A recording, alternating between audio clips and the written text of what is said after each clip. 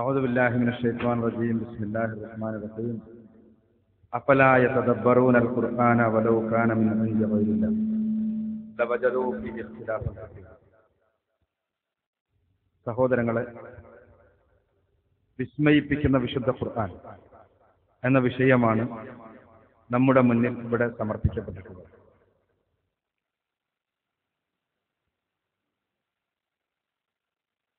പരിശുദ്ധ ഖുർആൻ വിമർശകന്മാർ യഥാർത്ഥത്തിൽ ഖുർആൻ ഉണ്ടാക്കുന്ന സ്വാധീനത്തിൽ നിന്നാണ് അത്തരമൊരു വിമർശനത്തിനും നിന്ദക്കും ഒരുങ്ങിപ്പുറപ്പെടുന്നത് എന്നും ഖുർആനിലെ പദങ്ങളിലൂടെ സഞ്ചരിച്ചു കഴിഞ്ഞാൽ 14 നൂറ്റാണ്ടുകൾക്ക് മുമ്പ് ഒരാൾക്കും പറയാൻ സാധ്യമല്ലാത്ത കൃത്യമായ, വ്യക്തമായ, സൂക്ഷ്മമായ പരാമർശങ്ങൾ ഖുർആൻ നടത്തുന്നുണ്ട് എന്ന് നമുക്ക് മനസ്സിലാകുമെന്നും ആധുനികമായ ശാസ്ത്ര വൈജ്ഞാനിക രംഗങ്ങളിലെ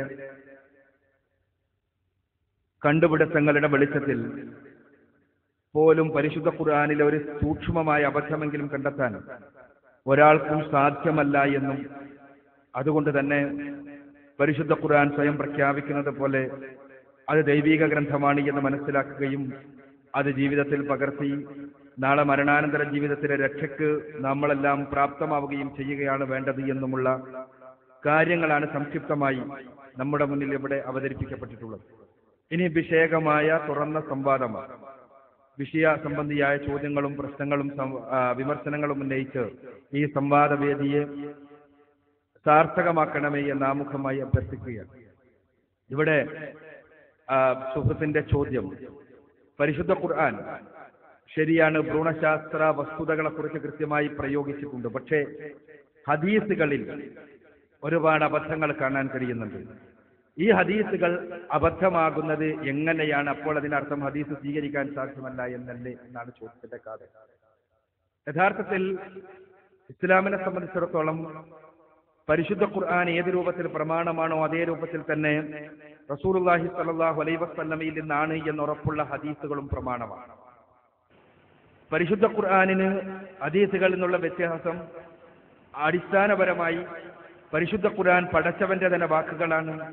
ആ പടച്ചവന്റെ തന്നെ വാക്കുകൾക്കുള്ള ഏജാസ്, അതിന്റെ അത്ഭുതം പടച്ചവന്റെ വഹീന്റെ അടിസ്ഥാനത്തിൽ റസൂലുള്ളാഹി സ്വല്ലല്ലാഹു അലൈഹി വസല്ലം പറയുകയും സഹാബിമാരിലൂടെയും താബികളിലൂടെയും താബികളിലൂടെയും എല്ലാം സംപ്രേഷണം ചെയ്യപ്പെടുകയും ചെയ്ത ഹദീസുകൾ, അതിന് ഖുർആനിനെ പോലെ പദപരമായ ഇജാസില്ല എന്ന് മാത്രമാണ് മുസ്ലിം ലോകത്തിന്റെ അടിസ്ഥാനപരമായ വീക്ഷണം. അങ്ങനെയാകുമ്പോൾ പരിശുദ്ധ ഖുർആനിനെ പോലെ തന്നെ ദൈവികമായ വെളിപാടുകളാണ് ഹദീസുകളിലൂടെ റസൂലുള്ളാഹി സ്വല്ലല്ലാഹു അലൈഹി വസല്ലമ നമുക്ക് പറഞ്ഞു തന്നിട്ടുള്ളത്. അപ്പോൾ സ്വഹീഹായ ഹദീസുകളിൽ, സ്വഹീഹായ ഹദീസ് പറഞ്ഞാൽ പ്രവാചകൻ സല്ലല്ലാഹു അലൈഹി വസല്ലമയിൽ നിന്നുള്ളതാണ് എന്ന് ഉറപ്പുള്ള, ആ ഉറപ്പ് യാതൊരു രൂപത്തിലും ലംഘിക്കപ്പെടാൻ സാധ്യമല്ലാത്ത പരമ്പരകളാൽ സ്ഥിരീകരിക്കപ്പെട്ടിട്ടുള്ള ഹദീസുകൾക്കാണ് സ്വഹീഹായ ഹദീസുകൾ എന്ന് പറയാം. അങ്ങനെയുള്ള ഹദീസുകളിൽ തീർച്ചയായും വളരെ വലിയ അബദ്ധങ്ങൾ ഉണ്ടാകാൻ പാടില്ലാത്തതാണ്. എന്നാൽ ഇവിടെ സൂചിപ്പിക്കപ്പെട്ടിട്ടുള്ളത് സ്വഹീഹ് മുസ്ലിമിലെ ഒരു ഹദീസിൽ ഗർഭധാരണത്തിന് ശേഷം 40-നും 45-നും ഇടക്കുള്ള ദിവസത്ത് ഒരു മലക്ക് വരികയും ആ മലക്ക് കുഞ്ഞിന്റെ ലിംഗമർക്കം നിർണയിക്കുകയും ചെയ്യും എന്നുള്ള ഹദീസ് യഥാർത്ഥത്തിൽ ആധുനികമായ ശാസ്ത്രീയമായ പഠനങ്ങൾക്ക് വിരുദ്ധമല്ലേ എന്നാണ് ചോദ്യം. തീർച്ചയായും പരിശോധിക്കപ്പെടേണ്ടതാണ്. എന്താണ് കുഞ്ഞിന്റെ ലിംഗനിർണയത്തിന്റെ അടിസ്ഥാനപരമായ മാനദണ്ഡം? നമ്മളെല്ലാം മനസ്സിലാക്കിയിട്ടുള്ളത് പോലെ ആധുനിക ശാസ്ത്രം ജനറ്റിക്സിന്റെ അടിസ്ഥാനത്തിൽ പറയുന്നത്, ജനിതക ശാസ്ത്രത്തിന്റെ അടിസ്ഥാനത്തിൽ പറയുന്നത്, പിതാവിന്റെയും മാതാവിന്റെയും ലിംഗ ക്രോമോസോമുകൾ ആണ് യഥാർത്ഥത്തിൽ അടിസ്ഥാനപരമായി കുഞ്ഞിന്റെ ലിംഗം നിർണയിക്കുന്നത് എന്നാണ്. അഥവാ പുരുഷ ബീജത്തിൽ ഉള്ള ക്രോമോസോമുകൾ 23 ക്രോമോസോമുകളാണുള്ളത്. ആ 23 ക്രോമോസോമുകളിൽ ഒരു ക്രോമോസോം എക്സ് ക്രോമോസോം ആണ്. ഒരു ക്രോമോസോം ലിംഗ ക്രോമോസോമാണ്. സ്ത്രീ ബീജത്തിലും ഇതേപോലെ ഉള്ള അണ്ഡത്തിൽ ഉള്ള 23 ക്രോമോസോമുകളിൽ ഒരെണ്ണം ലിംഗ ക്രോമോസോമാണ്. പുരുഷ ബീജം, ഒരു തവണ പുരുഷൻ സ്രവിക്കുന്ന ബീജത്തിൽ 50 കോടിയോളം വരുന്ന ബീജാണുക്കൾ ഉണ്ടാകും. ആ ബീജാണുക്കളിൽ പകുതി എണ്ണത്തിന് ഉണ്ടാവുക എക്സ് ക്രോമോസോമുകളും പകുതി എണ്ണത്തിനുണ്ടാകുക വൈ ക്രോമോസോമുകളുമാണ്. എന്നാൽ സ്ത്രീ ബീജത്തിൽ ആകെ വൈ ക്രോമോസോം മാത്രമാണ് ഉണ്ടാവുക. ഇങ്ങനെ എക്സ് ക്രോമോസോം ഉള്ള ഒരു ബീജമാണ് എക്സ് ക്രോമോസോം ഉള്ള അണ്ഡവുമായി യോജിച്ച് കുഞ്ഞുണ്ടാകുന്നത് എങ്കിൽ XX ആയിരിക്കും അതിൻ്റെ ലിംഗനിർണയ ക്രോമോസോം. അപ്പോൾ ആ കുഞ്ഞ് പെണ്ണായിത്തീരും. എന്നാൽ എക്സ് ക്രോമോസോം ഉള്ള സ്ത്രീ ബീജവുമായി വൈ ക്രോമോസോം ഉള്ള പുരുഷ ബീജമാണ് യോജിക്കുന്നത് എങ്കിൽ ഉണ്ടാകുന്ന സിക്താണ്ഡത്തിലുള്ള ലിംഗനിർണയ ക്രോമോസോം XY ആകും. ആ കുഞ്ഞ് ആണായിത്തീരും. ഇതാണ് പൊതുവായിട്ടുള്ള ലിംഗനിർണയത്തിന്റെ ജനിതകമായ അടിത്തറ. ഇത് നിർണയിക്കപ്പെടുന്നതാകട്ടെ 1ാമത്തെ ദിവസമാണ് താനും, അഥവാ പുരുഷ ബീജവും സ്ത്രീ ബീജവും കൂടിച്ചേരുന്ന ആദ്യത്തെ ദിവസം. അങ്ങനെയാകുമ്പോൾ പിന്നെ ഈ ഹദീസിൽ പറയുന്ന 40 ദിവസത്തിന് ശേഷം കടന്നു വരുന്നു എന്ന് പറയുന്ന 42 ദിവസമെന്നും 40-ന് 45 ദിവസത്തിന് മടക്കു എന്നുമെല്ലാം പറയുന്ന ഈ ഒരു മലക്കിന്റെ ആഗമനവും ലിംഗനിർണയവും തമ്മിൽ എങ്ങനെയാണ് ബന്ധപ്പെടുന്നത്? ഹദീസിലെ വളരെ വലിയ ദീർഘമായ ഹദീസിലെ ലിംഗനിർണയവുമായി ബന്ധപ്പെട്ട കാര്യം പറഞ്ഞാൽ ഇങ്ങനെയാണ് ഹദീസിൽ പറഞ്ഞു പോകുന്നത്. സഹീഹ് മുസ്ലിമിലുള്ള ഹദീസ്, കുഞ്ഞിന് ഭ്രൂണത്തിന് 40-നും 45-നും ഇടക്ക് പ്രായമായാൽ ഒരു മലക്ക് വരും. മലക്ക് അള്ളാഹുവിനോട് ചോദിക്കും, കുഞ്ഞ് ആണോ പെണ്ണോ? അള്ളാഹുവിന്റെ നിർദ്ദേശമുണ്ടാകും. അത് അനുസരിച്ച് മലക്ക് അത് രേഖപ്പെടുത്തും, കടന്നു പോകുമെന്നാണ്. ലിംഗനിർണയം 1ാമത്തെ ദിവസം തന്നെ സംഭവിച്ചിട്ടുണ്ടെങ്കിൽ പിന്നെ എന്തുകൊണ്ടാണ് ഇങ്ങനെ പറഞ്ഞത്? ഈ ഹദീസിനെ ലിംഗനിർണയവുമായി ബന്ധപ്പെട്ട് റസൂലുള്ളാഹി സ്വല്ലല്ലാഹു അലൈഹി വസല്ലം പറഞ്ഞിട്ടുള്ള കാര്യങ്ങളെ ഏകപക്ഷീയമായി ശ്രദ്ധയോടുകൂടെയല്ലാതെ കണ്ണടച്ചുകൊണ്ട് നിഷേധിക്കുന്ന ഒരു പ്രവണതയായിരുന്നു മുസ്ലിം ലോകത്ത് തന്നെയുള്ള ചില ഹദീസ് നിഷേധികൾക്കുണ്ടായിരുന്നത്. അവർ പറഞ്ഞിരുന്നത് ഈ കാലം വരെ ഈ ഹദീസ് ശാസ്ത്രവിരുദ്ധമാണ്, അതുകൊണ്ട് തന്നെ ഇത് നമ്മൾ ഒഴിവാക്കേണ്ടതാണ്, നമ്മൾ സ്വീകരിക്കാൻ സാധ്യമല്ല, ഇതേപോലെ ഹദീസുകൾ സ്വീകരിക്കുവാൻ നിർവാഹമില്ല എന്നതിന് തെളിവായി ഈ ഹദീസ് ശാസ്ത്രവിരുദ്ധമാണ് എന്ന വ്യാപകമായ ചർച്ചകൾ നടന്നു വന്നിരുന്നു. എന്നാൽ വസ്തുത എന്താണ്? ഭ്രൂണശാസ്ത്രത്തിലും ജനിതകത്തിലുമുള്ള പുതിയ അറിവുകൾ നൽകുന്നത് വളരെ സൂക്ഷ്മമായ ചില വിവരങ്ങളാണ്. കുഞ്ഞിന്റെ ലിംഗനിർണയത്തിന്, ആൺകുഞ്ഞിന്റെ ലിംഗനിർണയത്തിന്റെ അടിസ്ഥാനപരമായ ഹേതു XY ക്രോമോസോം ആകുന്നത് തന്നെയാണ്. പക്ഷേ ആ ലിംഗനിർണയം പൂർണ്ണമായി സാധിക്കുന്നത് XY ക്രോമോസോം ആകുന്ന ആ ദിവസമല്ല, മറിച്ച് Y ക്രോമോസോമിന്റെ തലക്കൽ ഒരു പ്രത്യേക ജീനുണ്ട്. ആ ജീനിനെ ശാസ്ത്രജ്ഞന്മാർ പറയുക SRY ജീൻ എന്നാണ്. സെക്സ് ഡിറ്റർമിനേഷന് വേണ്ടിയുള്ള ജീൻ എന്നർത്ഥം.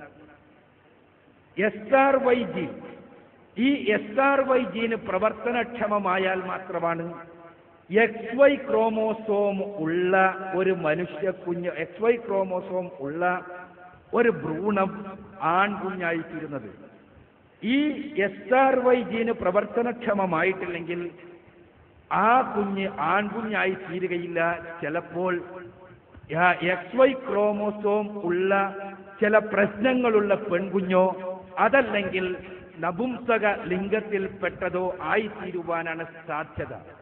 അപ്പോൾ ആത്യന്തികമായി അടിസ്ഥാനപരമായി ക്രോമോസോമുകൾ Xഉം Yഉം കൂടിച്ചേരുന്ന ദിവസം കുഞ്ഞിന്റെ ലിംഗം നിർണയിക്കപ്പെടുന്നുണ്ടെങ്കിലും യഥാർത്ഥത്തിൽ അതിൽ പ്രായോഗികമായി അത് തീരുമാനിക്കപ്പെടുന്നത് SRY ജീൻ പ്രവർത്തനക്ഷമമാകുന്ന സമയത്താണ്. SRY ജീൻ പ്രവർത്തനക്ഷമമാകുന്നത് എപ്പോഴാണ്? നാം പരിശോധിച്ചാൽ ആധുനികമായ ഈ എംബ്രിയോളജിയുടെ രംഗത്തുള്ള പുസ്തകങ്ങളോ അതല്ലെങ്കിൽ ആ രംഗത്ത് നമുക്ക് അറിവ് നൽകുന്ന വെബ്സൈറ്റുകളോ പരിശോധിച്ചാൽ നമ്മൾക്ക് ഓരോ ആഴ്ചയിലുമുള്ള ഭ്രൂണത്തിന്റെ ഡെവലപ്മെന്റിനെ കുറിച്ച് മനസ്സിലാക്കാൻ കഴിയും. ഭ്രൂണത്തിന്റെ ഓരോ ആഴ്ചയുമുള്ള വളർച്ചയെക്കുറിച്ച് കൃത്യമായി അറിയാൻ ഏറ്റവും ആധുനികമായ വിവരങ്ങൾ അത് ചിത്രീകരണ സഹിതം അറിയണമെങ്കിൽ നിങ്ങൾക്ക് pbs.org എന്ന വെബ്സൈറ്റ് സന്ദർശിച്ചാൽ madiyaagum. pbs.org ഒരുപാട് ശാസ്ത്ര വിഷയങ്ങളുണ്ട്. അതിൽ pbs.org /embryology എന്ന് കൊടുത്തു കഴിഞ്ഞാൽ വെബ്സൈറ്റിൽ നിന്ന് നിങ്ങൾക്ക് ഓരോ ആഴ്ചയുമുള്ള എംബ്രിയോ ഡെവലപ്മെന്റിനെ കുറിച്ച് മനസ്സിലാകും. ഓരോ ആഴ്ചയുമുള്ള എംബ്രിയോ ഡെവലപ്മെന്റിനെ കുറിച്ച് പറയുമ്പോൾ ഒന്നാമത്തെ ആഴ്ച, രണ്ടാമത്തെ ആഴ്ച, മൂന്നാമത്തെ ആഴ്ച, നാലാമത്തെ ആഴ്ച, അഞ്ചാമത്തെ ആഴ്ച വരെ ഒരേ ഡെവലപ്മെന്റിനാണ് ഭ്രൂണ ഡെവലപ്മെന്റ്. ആറാമത്തെ ആഴ്ചയാകുമ്പോൾ ഈ BBS.org 2 തലത്തിൽ തിരിയുന്നു. ഒന്ന് ആൺകുട്ടിയുടെ ഡെവലപ്മെന്റ്, മറ്റൊന്ന് പെൺകുട്ടിയുടെ ഡെവലപ്മെന്റ്. അവിടെ നമ്മൾ കാണുക, ഈ ആറാമത്തെ ആഴ്ച ആകുന്ന സമയത്ത്, ആ സമയത്താണ് SRY ജീൻ പ്രവർത്തനക്ഷമമാകുന്നത്. SRY ജീൻ പ്രവർത്തനക്ഷമമാകുന്നത് ആറാമത്തെ ആഴ്ചയാണ്. ആറാമത്തെ ആഴ്ച SRY ജീൻ പ്രവർത്തനക്ഷമമായിട്ടില്ലെങ്കിൽ കുഞ്ഞ്, ഞാൻ നേരത്തെ പറഞ്ഞതുപോലെ, ആൺകുഞ്ഞായി തീരുകയില്ല. കുഞ്ഞിന്റെ ലിംഗ നിർണയം ആത്യന്തികമായി നടക്കുന്നത് ആറാമത്തെ ആഴ്ചയാണ് എന്ന് സാരം. പ്രവാചകൻ സല്ലല്ലാഹു അലൈഹി വസല്ലമ പറഞ്ഞത് 40-നും 45-നും ഇടക്കുള്ള ദിവസങ്ങളിൽ ആണ് മലക്കിന്റെ നിയോഗമുണ്ടാവുകയും മലക്കിന്റെ സംസാരമുണ്ടാവുകയുമെല്ലാം ചെയ്യുന്നത്. എന്താണ് 40-നും 45-നും ഇടക്ക് ആറാമത്തെ ആഴ്ച 6 × 7 = 42.